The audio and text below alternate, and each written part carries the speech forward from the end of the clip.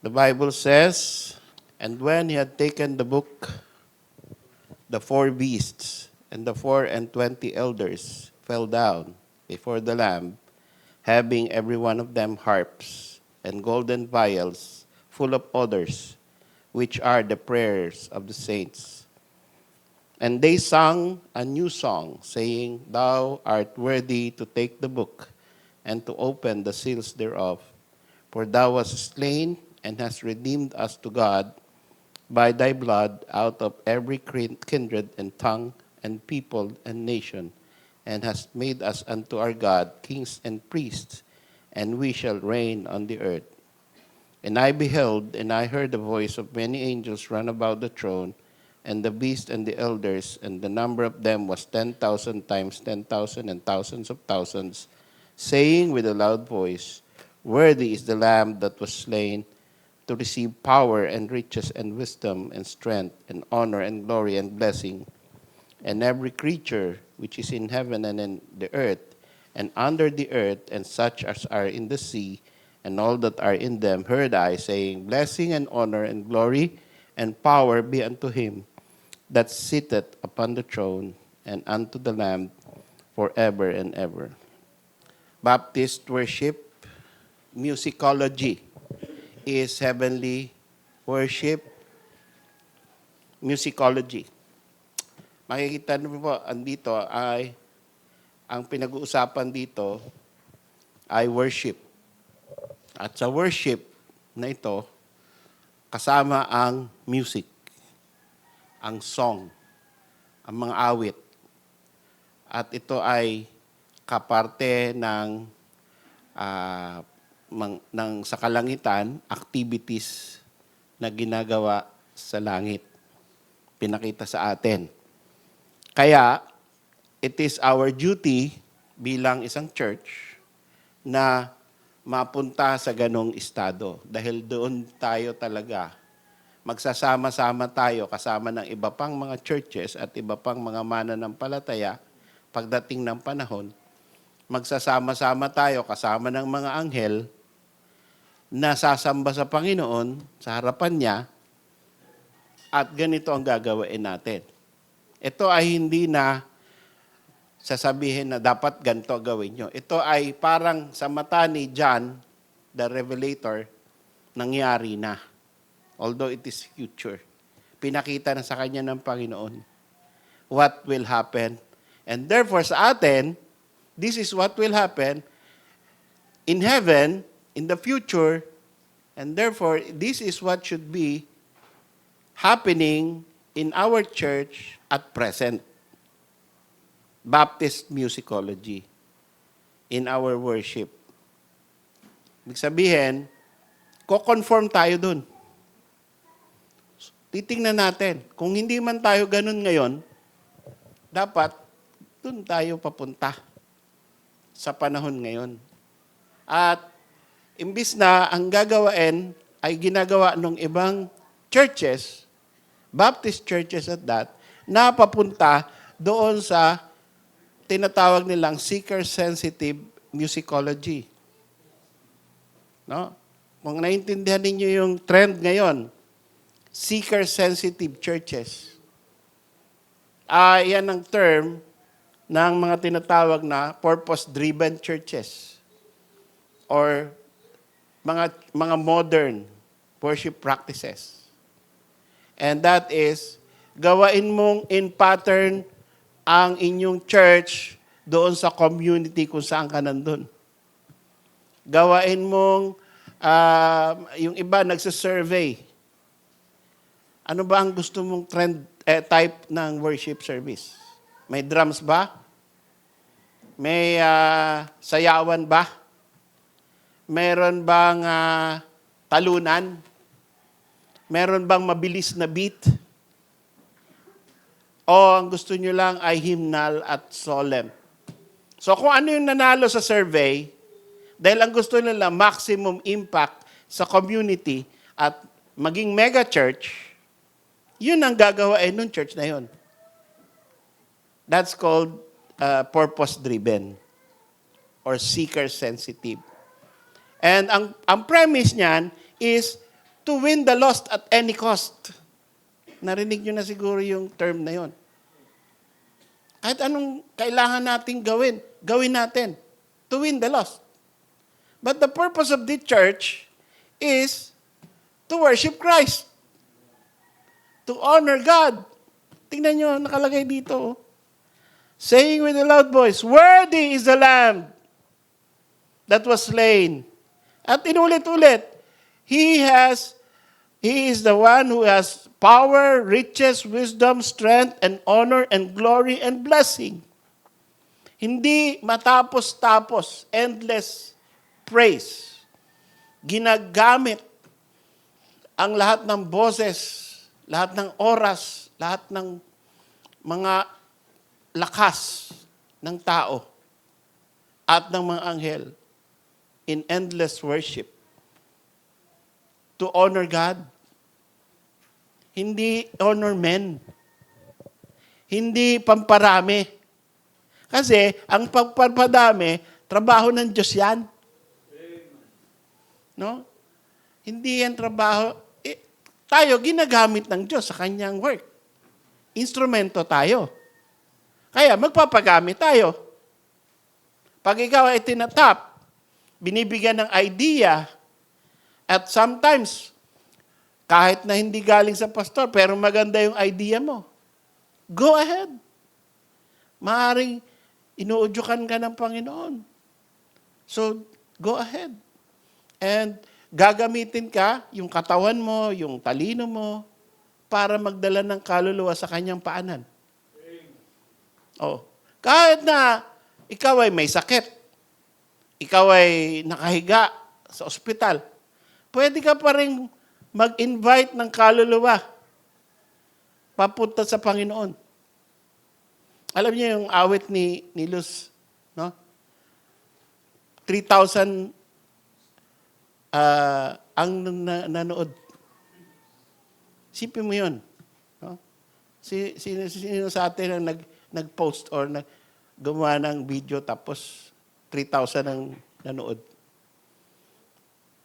No? So, yung mga hindi ko kilala, ay, yung iba, magpagaling po kayo. Sister Luz, hindi ko nakilala. Umikot na ng umikot, pinasa ng pinasa. So, I believe, walang circumstance sa buhay natin na hindi tayo pwedeng gamitin ng Panginoon. Whether you are andoon, in-honor ka, no? Binigyan ka ng mataas na degree sa mundong ito, or ibinaba ka, you can still be used of God to worship Him and bring souls to the church and to bring souls to Christ. Hindi pwedeng mong sabihin na, nako, walang-wala ako. Down na down ako. Alisikasuhin ko muna yung sarili ko. Now, habang inaasikaso mo yung sarili mo, worship God. Sing unto the Lord. And that is part of our life if you are really a worshiper of God. Walang panahon sa buhay natin na hindi tayo pwedeng gamitin ng Panginoon. O tumanggi tayo na magpagamit sa Panginoon. Ito ang ating buhay na ipinasok ng Panginoon sa atin.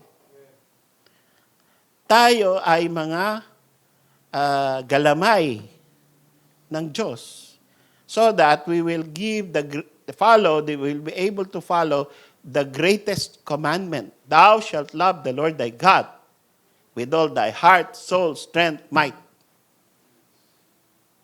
Yun ang highest commandment na yan ay hindi kayang gawain ng sino man tao.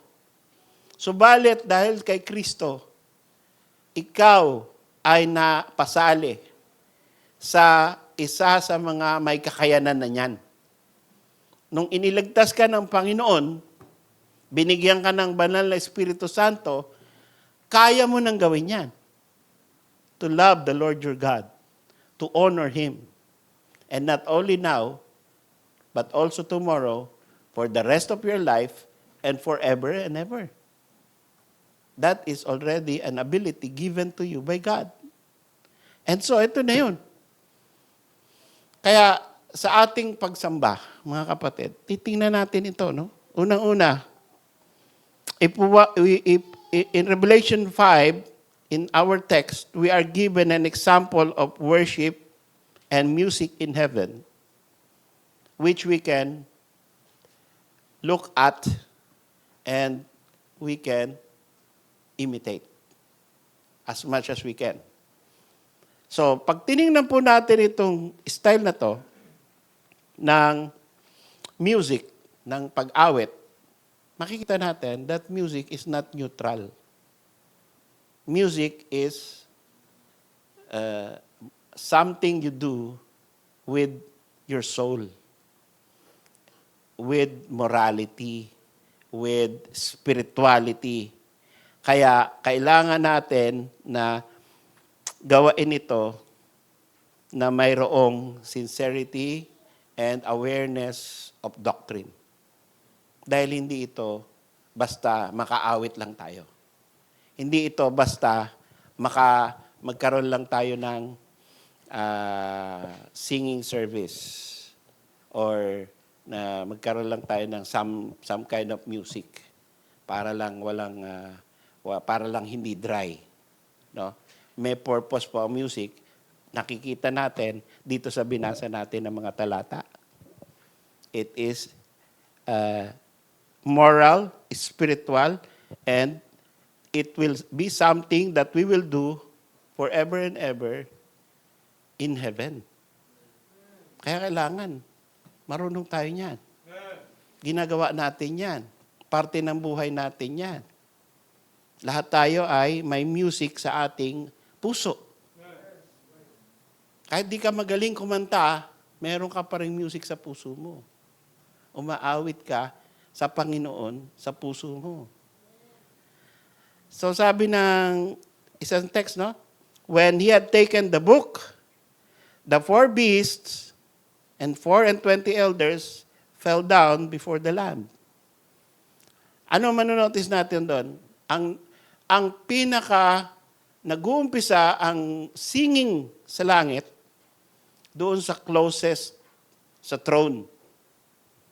Sino ang closest sa throne? The 4 beasts. Now, when you say 4 beasts, hindi yan mga beast na mukhang Beauty and the Beast. Baka yun ang naiisip natin, ano? Kaya tinawag yan na beast kasi hindi tao, hindi anghel. Beast, no? It is a special, they are special creatures. Ano man ang itsura nila na ipinicture sa Bible, that is allegorical, could be allegorical, but we are sure that they are not human beings. Gumawa ang Panginoon ng special creature na ang trabaho lang niyan ay sumamba sa Diyos day and night forever and ever. Yun lang ang papel na sa buhay. No? So, ang tao, hindi naman ganyan eh. Meron tayong love life, meron tayong social life, meron tayong work life, at meron tayong iba-iba pang ginagawa. Pero yung beast, ang trabaho lang nila, kaya sila buhay, to worship God forever and ever. They are the closest in the throne of God. So, then there is the 24 elders. Kung sino man sila, they are called elders, ibig sabihin, human beings, na mga nakakatanda, ang itsura nila, they are older men, and the number is 24. And they are near the throne of God.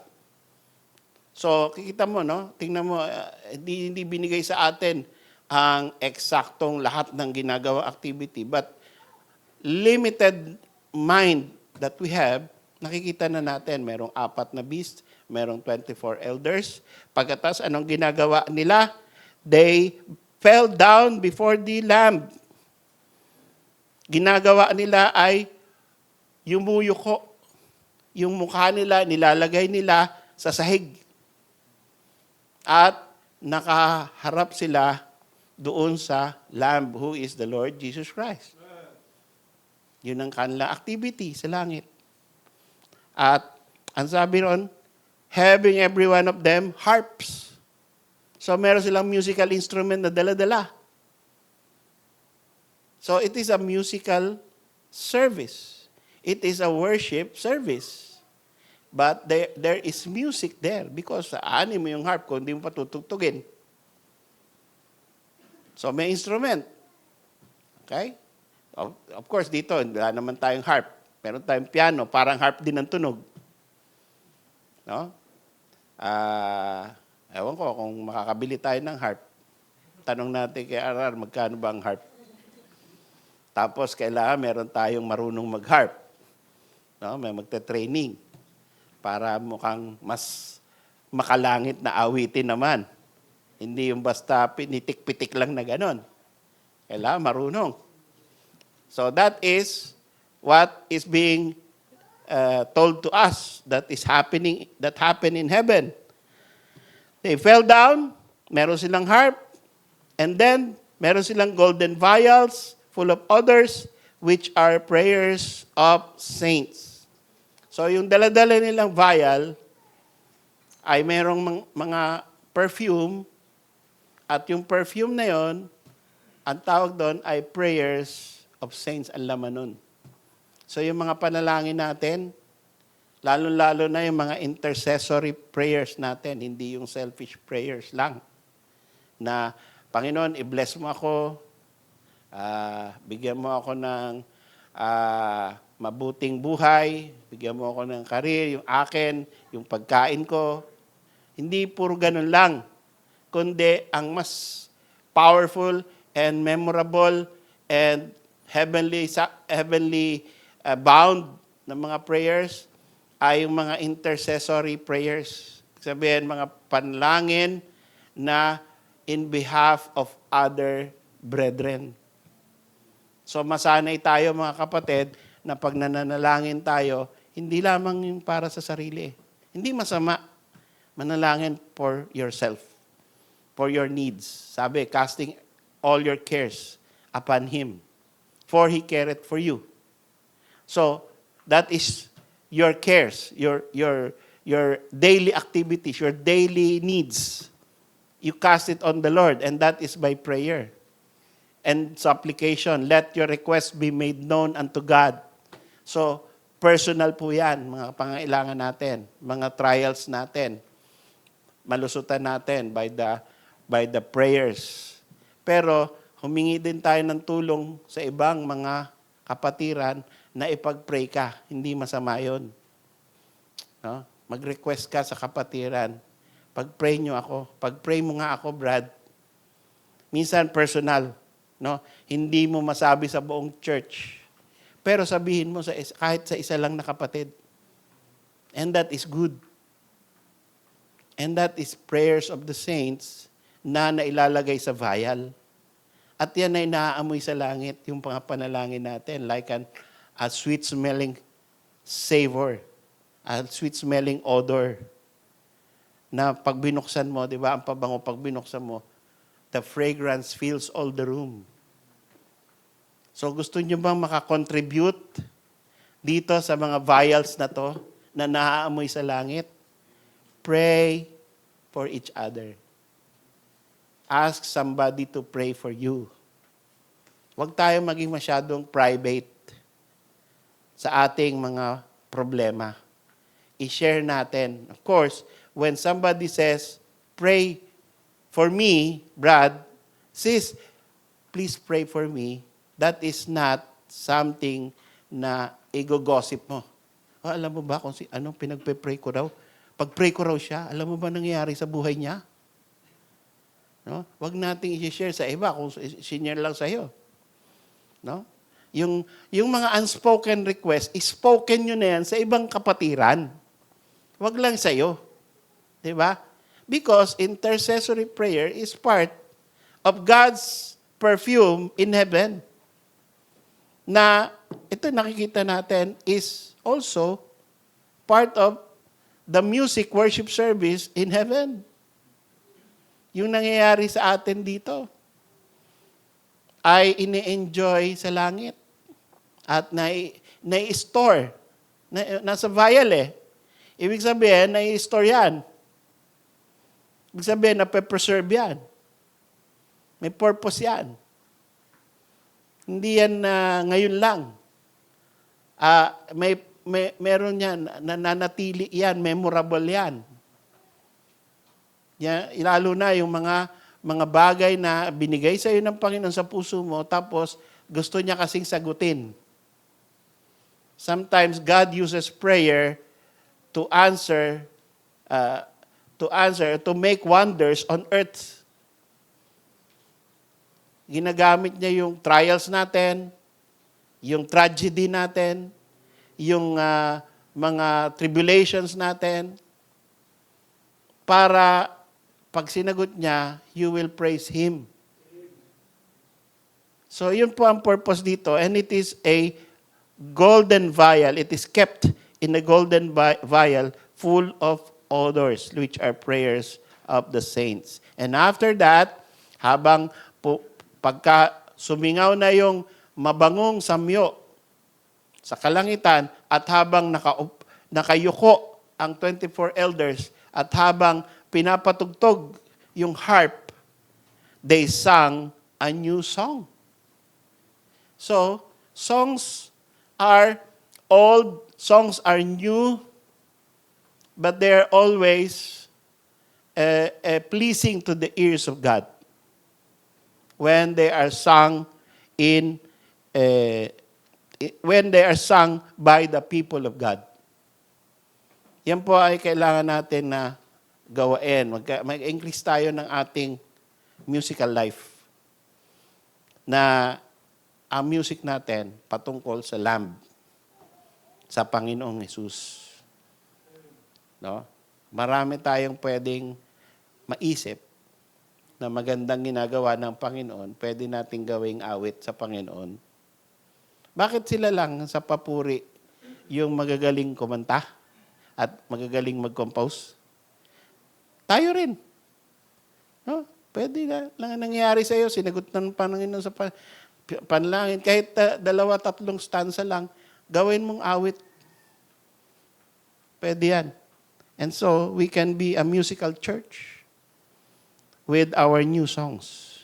Heavenly worship music is before the Lamb, and it is also bathed in prayer, and you can see na heavenly worship music, the message is clear and doctrinal.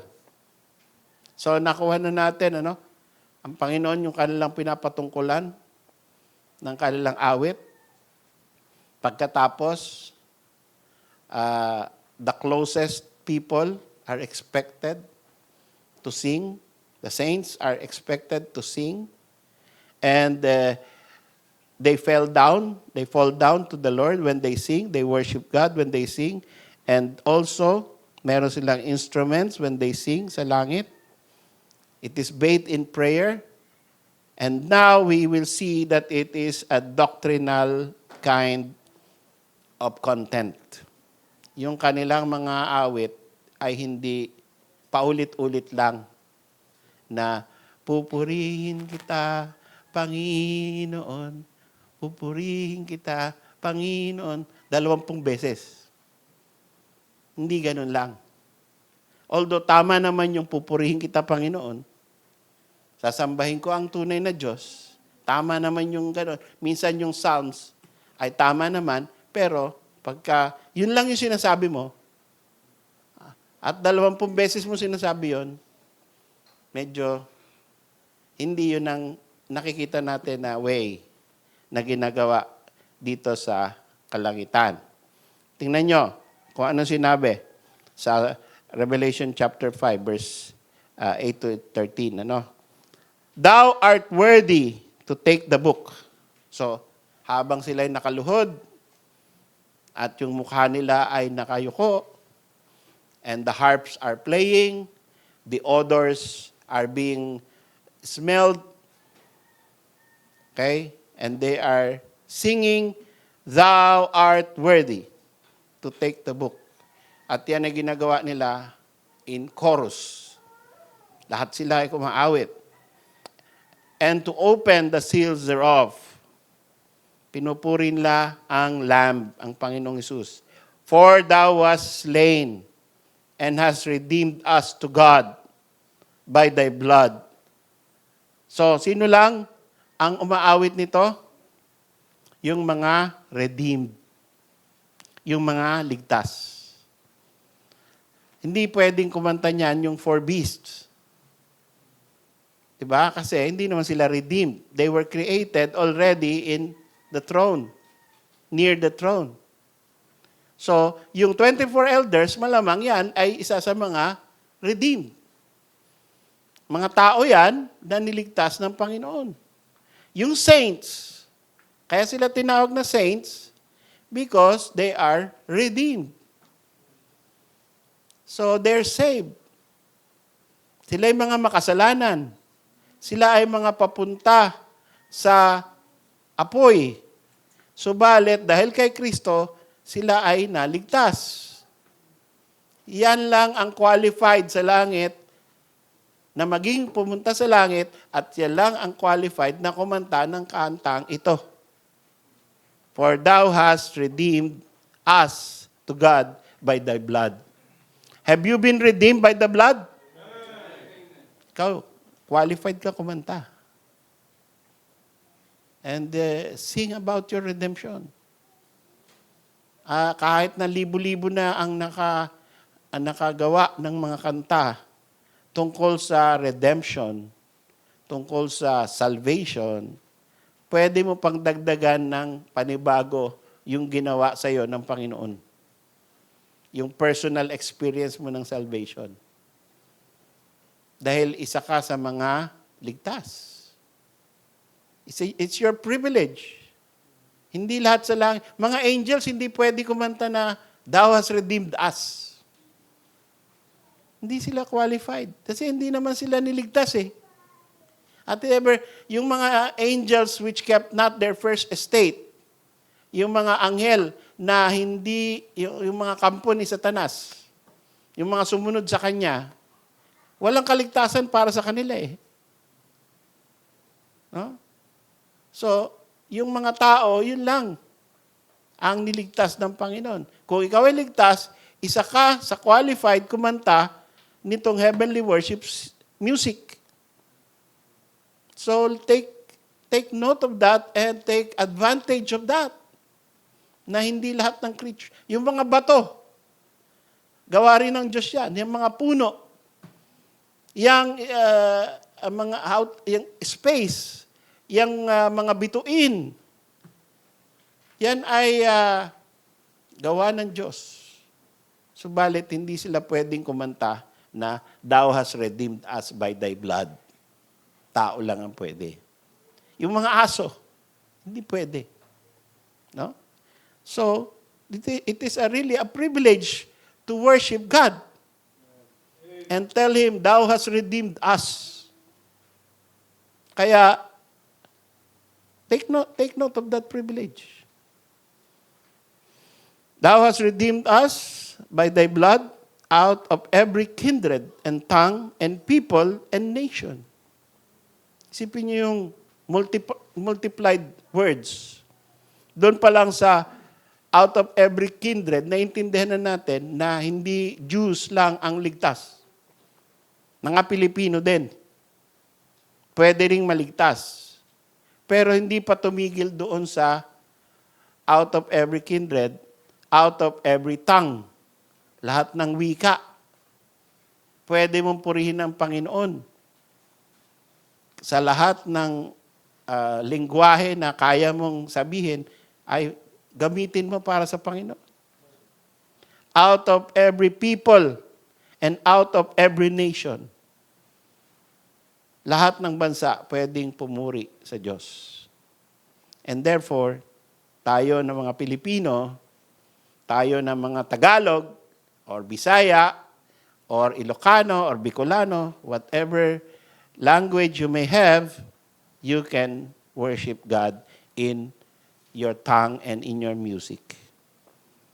Tapos sinabi pa sa verse 10, has made us unto our God kings and priests, and we shall reign on the earth.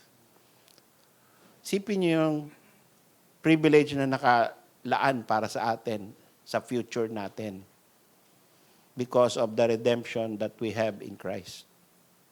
So, di ba, pagka iyan, mga kapatid, parte yan ng power of the resurrection because you know that you will live again after you die.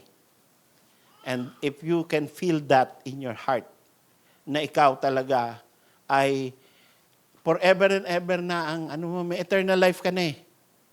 Ang buhay mo, hindi na matitigil sa 70, 80, 90, 100. Pagka namatay ka, no, sasabihin na natin, okay, for a while, wala ka muna dito sa earth. Pero you will live again. And then, no more to die. And when you live again and no more to die, you will be God's kings and priests, and you shall reign on the earth. And when you reign on the earth, you will sing unto God in endless joy and endless praise. Yan na ang gagawin natin.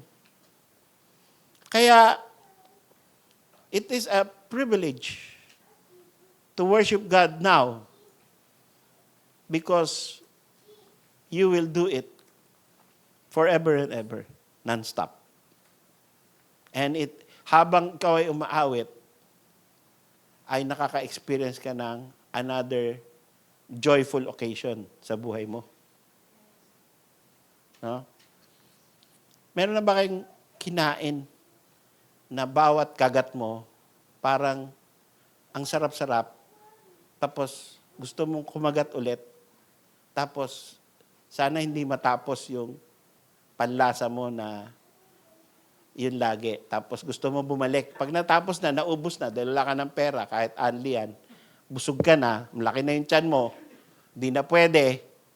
Diba? Kahit gusto mo pa kumain, ang dami pang pagkain, di na pwede kasi puno ka na, mamamatay ka na sa sobrang kabusugan.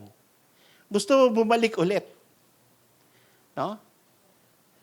Meron kaya ganon? Meron ako nakita na only food sa Makati na 20,000 isang buffet, no? 20,000. Ano kaya lasa ng 20,000 na eat all you can, ano?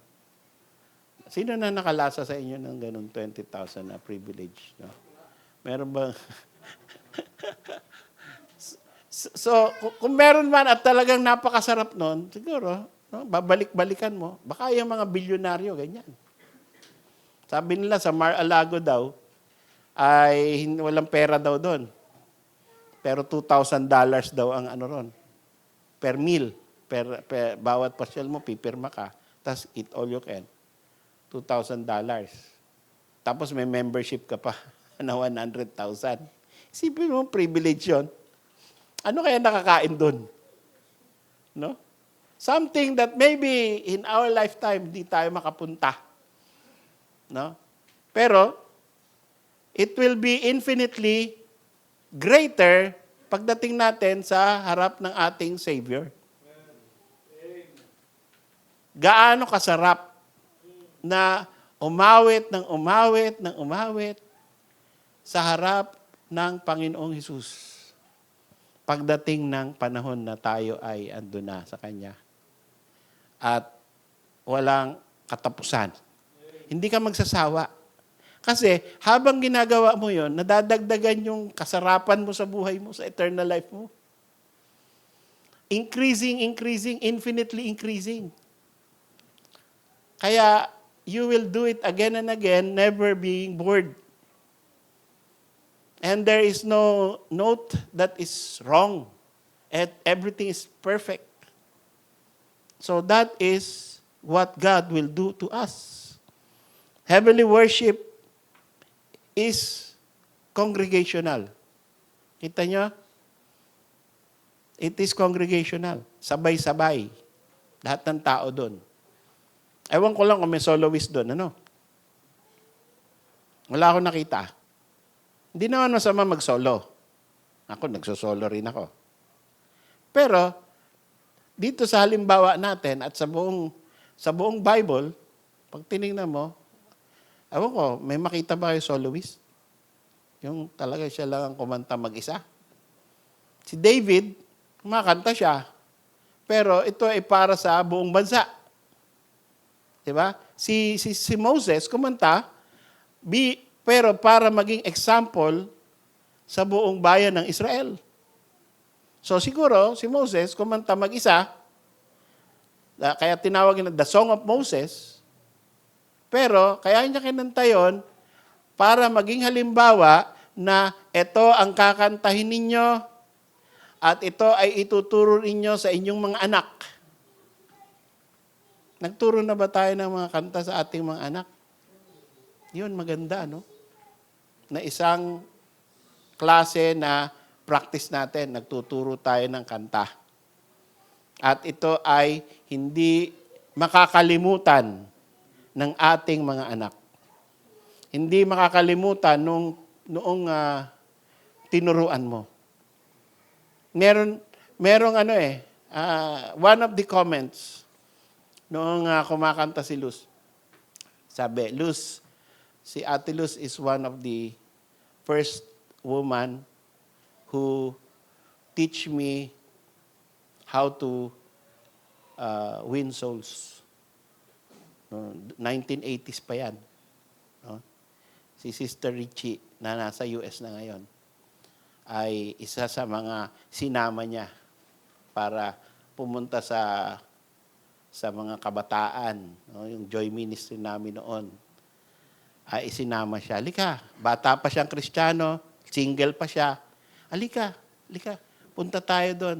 Ayan, ganito ang pagbahagi sa mga kabataan, ganito ang pagbahagi sa mga wala pa kay Kristo. So tinuturuan niya. At naaalala nila hanggang ngayon, that was 40 years ago.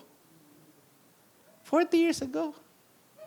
Na tumatak sa kanila na ito yung babae, I will pray for her. Because ito yung ginawa niya sa buhay ko. Ngayon, maayos ang buhay ko, soul winner ako. Tinuruan niya, siya yung unang nagdala sa akin, nagturo sa akin, paano gawain yan. What a glorious testimony. Na yung ating mga kalalakihan, no? Isa kayo sa gumawa niyan na nagturo tayo sa ating mga baguhan. Maalala kayo nila sa pagtanda nila na ikaw ay isa sa ginawang instrumento. Nilapitan mo siya, kinaibigan mo siya, at dinala mo siya sa Panginoon. Pagkatas tinuruan mo siyang umawit, tinuruan mo siyang magbasa ng Bible, tinuruan mo siyang mag-Bible reading, tinuruan mo siyang mag-MC, mag-devotion, tinuruan mo siya. Habang wala pa siyang alam sa mga bagay na yan, paano maging baptist na maayos. Ikaw ay binaby mo siya. And that is also something that we can do with music. Ikaw ang nagturo ng mga awit sa kanya. Diba? So, ito po ay congregational. Ang nakikita nating worship musicology sa Bible, dito sa Revelation chapter 5. And it is about the Lamb, not about any other person, not about self. It is about the Lamb. Worthy is the Lamb that was slain. Yun ang inaawit nila eh. Worthy is the Lamb that was slain. Hindi sila kumakanta tungkol sa little drummer boy or the reindeer. No? Rudolph the red-nosed reindeer. Hindi yun ang inaawit nila eh. Inaawit nila, worthy is the Lamb that was slain to receive power and riches and wisdom and strength and honor and glory and blessing. Yun ang joy sa langit. At yun dapat ang joy natin dito sa lupa. Diba? Hindi yung pagalingan ng talent, pagalingan ng yung lyrics mo tungkol sa mga mabulaklak na pero tungkol sa sarili mo. Diba? So, it should be about the Lamb of God. It is supposed to be about God, about Jesus Christ. Yun. Yun ang ating topic. Kung tayo ay magiging tama sa ating Baptist worship musicology.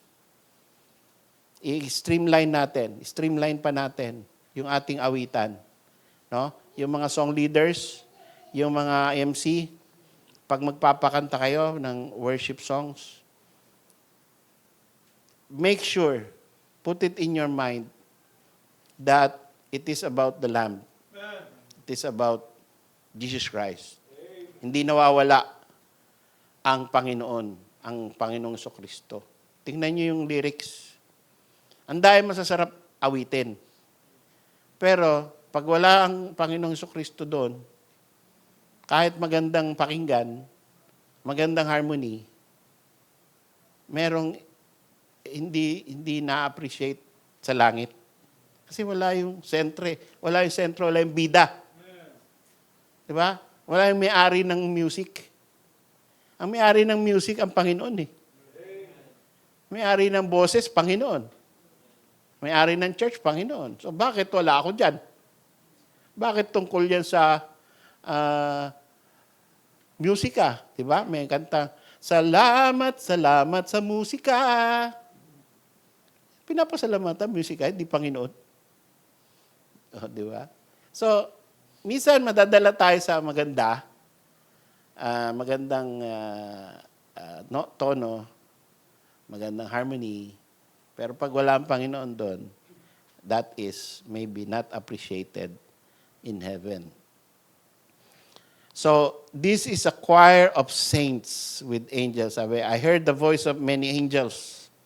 So, ito, merong parte na ang kumakanta lang yung redeemed. Tapos, merong parte na ang kumakanta kasama yung 4 beasts, 24 elders with the saints. At merong parte na kumakanta ang every creature on earth. Ang sabi kasi dito, pati angels. I heard the voice of many angels. Verse 11, round about the throne, and the beasts, and the elders, and the number of them was 10,000 times 10,000 and thousand of thousands. Wow. The heavenly choir. Napakadami. Saying with a loud voice. Yun. So, nagre-recite sila at I believe, ang pagre-recite nila ay musical. No? Music to the ears of God. So, yan pa ang musicology sa langit na kasama ang mga anghel at hindi lamang mga anghel, all creatures. Sabi, and every creature which is in earth, in heaven, and on the earth, and under the earth, pati yung mga nasa ilalim ng lupa. Nakarinig na ba kayong kumakanta na earthworm? Papakantahin ng Panginoon yan to honor God pagdating ng panahon. No? Pagka dumating na ang panahon ng pag-awit, even those under the earth and under the sea, si Nemo, no? Under the sea, ay kakanta na mga seashells by the seashore. Kakanta sa ating Panginoon. I heard them saying, blessing and honor. Isipin mo. Kaya talaga lahat ng ginawa ng Panginoon ay for His own glory. Hindi siya gumagawa na, ay, nagawa ko lang. No? By mistake. Ay, dekorasyon lang. Hindi. Lahat ng mga bagay na ginawa ng Panginoon, ang purpose is to glorify God and His Son. Kaya nga sabi ng Panginoon di ba? Sabi ng mga Pharisees, Master, pikilin mo yung mga tao. Nasamba ka? Ay, pag pinigil ko sila, the stones will cry out. Gusto mo bang makarinig bigla ng bato na kumakanta? Aba, baka himatayin ka. Pabayaan mo na lang yung mga tao na kumanta. Pagka si awitan na yung mga bato, baka di malaman saan ka pupulutin. No? So, mga kapatid, ang tanong natin sa ating sarili, we are moving forward fast toward the heavenly worship music. Are you ready? Let us be ready. And let us enjoy singing unto the Lord. Let us sing unto the Lord more than we sing about the world. Let us sing the right doctrine to the Lord. Tayo po'y tumayo.